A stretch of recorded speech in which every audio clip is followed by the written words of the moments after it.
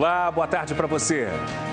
Um filho e um sobrinho de Otacílio Alves Cordeiro, prefeito afastado de Catende, na Zona da Mata, foram presos hoje acusados de atrapalhar as investigações sobre o desvio de dinheiro público da prefeitura.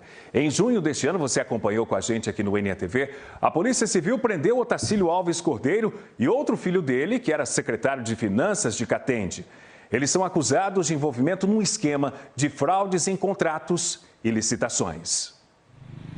Na madrugada de hoje foram presos o tenente-coronel da reserva, Adalberto Carvalho de Souza, Paulo Augusto Cordeiro, que é filho do prefeito afastado de Catende, e o sobrinho do prefeito afastado, Miguel Alves Cordeiro Filho. Elas receberam orientações para realizar essas ações visando embaraçar as investigações da Operação Tsunami. Foram realizadas ações visando o cumprimento de mandados de busca em alguns endereços em Recife e Itamaracá, bem como o cumprimento de mandados de prisão.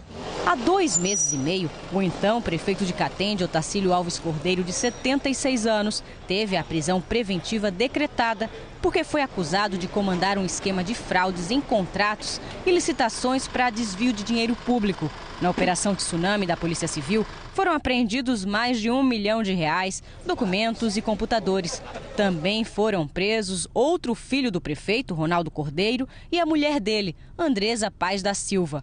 Hoje, a polícia apreendeu computador, documentos e dinheiro. Pelo menos R$60 mil estavam na casa do sobrinho. O carro de luxo do filho do prefeito afastado também foi levado para o DEPATRE. Dentro havia documentos e outros objetos. Os policiais também cumpriram 3 conduções coercitivas. Da filha do prefeito afastado, Jaqueline Alves Cordeiro, e de 2 empregadas domésticas que não tiveram os nomes divulgados pela polícia. As 3 foram obrigadas a ir até a delegacia prestar depoimento. Uma 4ª pessoa prestou depoimento, mas a polícia não divulgou o nome dela. O prefeito afastado de Catende, Otacílio Alves Cordeiro, está no cotel. O filho Ronaldo Cordeiro e a nora Andresa Paz da Silva conseguiram o benefício da prisão domiciliar. E um homem foi preso depois de roubar um carro e bater no muro de uma casa no bairro de Campo Grande. Muro destruído, por pouco a parede da casa não foi atingida. Acabou com caixa d'água, baldo, acabou com tudo que tinha aí, né? Os pratos que estavam ali, acabou com tudo. Estas imagens de cinegrafista amador mostram a movimentação ontem à noite na rua Marechal Deodoro. O carro precisou ser retirado de guincho. Um homem foi preso. De acordo com a polícia, tudo começou minutos antes, quando 2 bandidos numa moto roubaram um carro na rua Almirante Barroso. Um dos bandidos fugiu de moto, o outro pegou o carro. PMs perceberam e começaram uma perseguição. O bandido perdeu o controle da direção e só parou quando bateu no muro. Moradores de Boa Viagem se reuniram com representantes da Prefeitura do Recife. A reunião foi para pedir a instalação de uma lombada, ou então um semáforo, na área onde 2 jovens morreram no último fim de semana. Até a semana que vem, a Secretaria de Controle Urbano deve analisar qual o melhor equipamento a ser instalado nesse trecho da Avenida Desembargador José Neves, em Boa Viagem. A intenção é dar mais segurança aos moradores e pedestres que passam por aqui. Mesma área onde, no fim de semana, Isabela Cristina de Lima e Adriano Francisco da Silva morreram depois de serem atropelados. Pedro Henrique Machado Villacorta, de 28 anos, dirigia este veículo, perdeu o controle da direção, subiu na calçada, onde atingiu os 2. A polícia investiga a suspeita de que o motorista tinha bebido antes de dirigir. A promessa foi feita depois de uma reunião entre representantes da prefeitura e moradores aqui da região, que reclamam do excesso de velocidade com que alguns motoristas passam por esse trecho da avenida. As marcas no poste são de outra batida. Já fazem 13 anos que a gente vem aqui perdendo parentes e amigos, carro direto dentro desse canal aí. Então a gente aqui tem que ter uma lombada, uma faixa de pedestre, uma coisa, porque até para a gente atravessar trabalho, escola, faculdade aqui perto, o Tancredo Neves aí, aqui é uma confusão, 10, 20 minutos esperando para poder alguém ter o bom senso de parar para a gente passar. Até o dia 15 de setembro, o equipamento escolhido deve ser instalado por lá. Vamos falar agora de futebol. Sabino, boa tarde para você. O Sport joga amanhã pela Série A. Boa tarde, Márcio. Boa tarde. O jogo nesse Brasileirão. Começar o segundo turno com vitória mudou o semblante, o astral. Com o nosso crescimento vem, eu acho que uma confiança a mais para a gente tentar algo a mais. O zagueiro Matheus Ferraz fala isso pelo time e por ele mesmo. tem dividido com o parceiro de defesa os méritos pela boa fase do time. 6 jogos de invencibilidade do Leão e confiança total do treinador. A atual dupla de zaga vem jogando junta desde a 15ª rodada do Brasileiro e desde então o Sport está invicto na competição. Aquela partida contra o Grêmio foi a estreia de Ronaldo Alves e também o início da redenção de Matheus Ferraz, que começou a temporada bastante criticado por aqui. Estou colhendo agora o que eu plantei, então é questão de oportunidade também. O jogo de amanhã contra o Botafogo, em Juiz de Fora, é a oportunidade do Sport permanecer na boa fase. Contra um time que faz lembrar Matheus Ferraz. Estava mal e vem melhorando a cada rodada. O time do Botafogo é um time perigoso. Nós vamos lá para buscar a vitória, logicamente que respeitando e tendo a humildade, mas sabendo que o nosso objetivo é buscar a vitória. Bem, ainda hoje tem Olimpíada no NETV e mais futebol. Até já.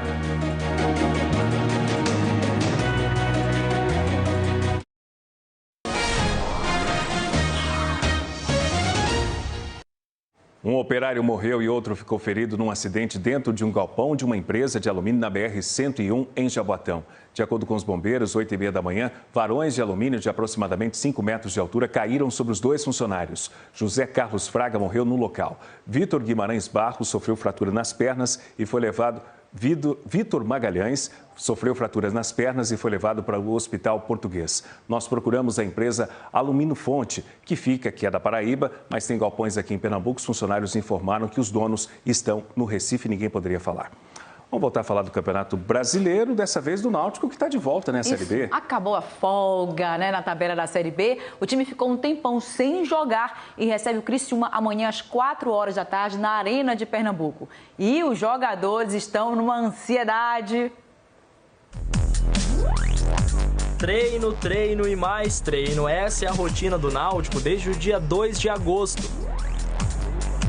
São 18 dias sem uma partida oficial. Por isso, os jogadores estão numa ansiedade danada para enfrentar o Criciúma, amanhã na Arena de Pernambuco. A gente fica ansioso porque sabe que a vontade que a gente tem de fazer a coisa acontecer para o Náutico, tanto para a gente como para o Náutico, a vontade é enorme, né? E essa ansiedade fica ainda maior quando a gente observa a importância do jogo. Dá uma olhada como o Criciúma está perto do Náutico na classificação. Além disso, em caso de vitória, o Náutico ainda fica bem perto do grupo dos 4 melhores. A gente também vai jogar na nossa casa, né? Tem uma importância grande o apoio da nossa torcida também. É esperar jogar esse jogo com qualidade para que a vitória venha. Vale lembrar que sábado tem o jogo do Brasil contra a Alemanha, né? A final do torneio masculino de futebol na Olimpíada. Mas para Alvirrubro não tem que pensar nada disso não. É dia de matar a saudade do Timbu. Eu, sinceramente, acho que vai dar mais gente na arena do que no Maraca, não, mentira. Tô brincando, mas assim, o Náutico tem que estar em primeiro lugar também, daquele torcedor daqui que vai apoiar e vai estar com a gente lá no final, porque é uma luta e é uma batalha de todos nós, né? O torcedor tem que comparecer, hein? E depois do intervalo tem as notícias da Olimpíada. Hoje é o segundo dia de provas de Yane Marques no pentatlo moderno. A gente volta num instante.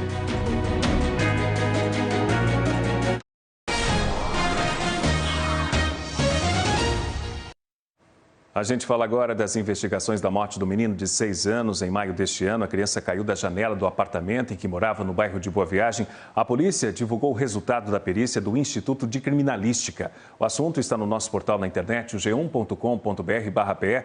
De acordo com o delegado Carlos Couto, responsável pela investigação, a tela de proteção da janela do apartamento estava danificada e não era apropriada para aguentar o peso. Hoje, a polícia falou sobre esse assunto. Foi um rompimento da corda que ligava a tela ao gancho, né, que ficava ligado ao substrato. E agora, quais são os próximos passos da polícia? A polícia agora já identificou o instalador prestou depoimento aqui na delegacia e a próxima diligência vai ser inquirir o fabricante, né, no caso o administrador, que fica em João Pessoa, na Paraíba. Ela deveria suportar até 80 quilos a 8 km por hora. Isso é o que prevê a ABNT. Vamos falar agora de Olimpíada. Yane Marques está no segundo dia de provas do pentatlo. Isso, Márcio. Hoje é pesado porque ela vai competir nas 5 modalidades. Ontem foi só na esgrima. A Yane não foi muito bem, ficou em 21º lugar na classificação. Tá difícil, mas ela ainda tem chance de medalha. Tem que ser espetacular hoje. A Yane começa na natação já, depois tem esgrima de novo, aí ela segue no hipismo e para encerrar, às 6 da noite, tem o tiro e a corrida. O Felipe Nascimento, do pentatlo masculino, só volta a competir amanhã.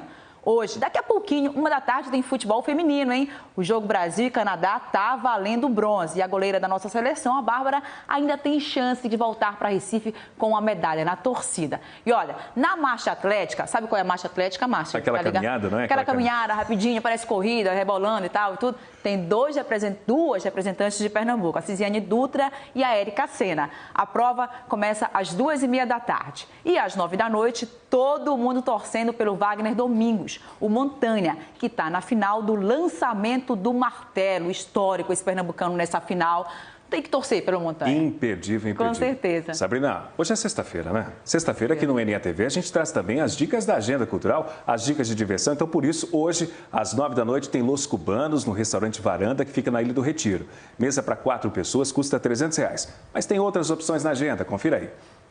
Vai ou não? Vem comigo. Às 5 da tarde, Reginho canta no Clube das Pais, em Campo Grande. Homem paga 30, mulher 20. Tem Leonardo Sullivan no Manhattan, em Boa Viagem, às 9 da noite, R$60.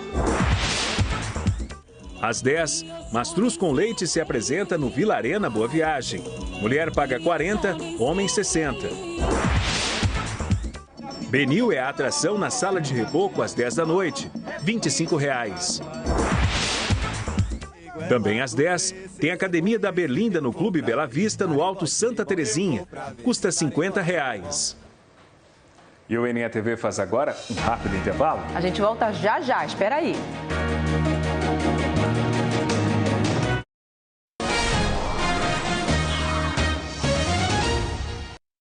Estamos de volta com o Projeto Educação Agora e a Constituição de 1988 é o assunto de hoje. Olá, pessoal. Vocês sabem por que a nossa última Constituição, a Constituição de 1988, ficou conhecida como cidadã? Pois é, ela recebeu esse nome por garantir amplos direitos sociais, amplos direitos de cidadania. É uma Constituição fundamental para a nossa história política. Vamos conversar mais sobre isso? Nos procure no portal de notícias g1.com.br/pe. Eu espero por vocês. Que bacana. Sabrina, vamos falar agora sobre um esporte olímpico também, né? Trouxe medalha pra gente, inclusive. Ontem a gente precisou interromper a reportagem no NETV. Agora a gente vai ver e saber os benefícios dessa atividade para a saúde. Sem luvas nem saco de pancadas. O treino é sozinho, em dupla. Nesta academia no bairro de Rio Doce, em Olinda, a galera treina o chamado boxe executivo. Nessa outra academia, o pessoal usa luva, dá uns socos no saco de pancadas para aliviar o estresse. Só que mais que um esporte, mais que uma atividade física, o boxe é qualidade de vida. Hoje eu consigo correr, que eu não conseguia, né? Eu estou correndo, eu tive uma perda de peso grande. Questão de disposição, mais firmeza, mais determinação. Mas o professor faz um alerta. Qualquer pessoa pode treinar boxe desde que seja aprovado antes de uma avaliação médica. Trabalhar primeiramente coordenação motora, aprender a caminhar no boxe e aprender a socar correto, usar o tronco, usar o giro do pé, usar o giro do punho. Se liga aí na Carol. 24 anos, estudante de educação física e com o sonho de disputar uma Olimpíada. Tenho que treinar muito, passar pelo pernambucano, brasileiro, entrar na seleção e competir a Olimpíada. Tenho mais ou menos de 3 a 4 horas por dia de boxe, fora crossfit, academia, um conjunto. Até ser selecionada e disputar uma Olimpíada, a Carol vai treinando. É você praticar atividade, você estar bem com saúde, isso que importa. E a amizade também, importante. Parou aí! Agora vamos falar mais de futebol, porque domingo tem jogão na Arruda, Santa Cruz e Fluminense, estreia do técnico Doriva. Sabrina, a torcida tem motivos de sobra para dar aquele apoio, Com né? certeza, técnico novo, né, uma nova motivação e tal. E tem promoção de ingresso também para incentivar ainda mais o torcedor a ir ao Arruda. R$20 a entrada e sócios pagam 15. Então é preciso dar uma força. A Grafite está um tempão sem marcar, fazer gols. Quem sabe agora com o novo técnico ele volta a marcar, assume de novo a artilharia do campeonato, hein? É bom ver de pertinho, é bom ver o Arruda cheio, lotado, tem que acreditar. É o momento, hein? Pois é. Sabrina, tem uma informação importantíssima para a gente passar. A gente falou aqui no NETV mais cedo sobre um acidente que matou um operário e feriu outro dentro do galpão de uma empresa de alumínio lá na BR-101, em Jaboatão. Essas aí são imagens para você do galpão, imagens feitas do Globocop, do carro da polícia também, dos varões de alumínio. O que aconteceu? Alguns varões caíram sobre José Carlos Fraga. Ele morreu nesse acidente mais cedo, depois dessa queda. Vitor Magalhães Barros foi levado para o Hospital Português. A empresa Aluminifonte ainda não comentou sobre esse acidente, então são imagens e informações para você desse operário que morreu logo cedo aí nessa indústria que fica em Jaboatão. E assim a gente vai encerrando o NETV, que volta amanhã ao meio-dia. Boa tarde para você e ótimo fim de semana. Ótimo fim de semana, gente. Ótima tarde. Beijo grande. Tchau.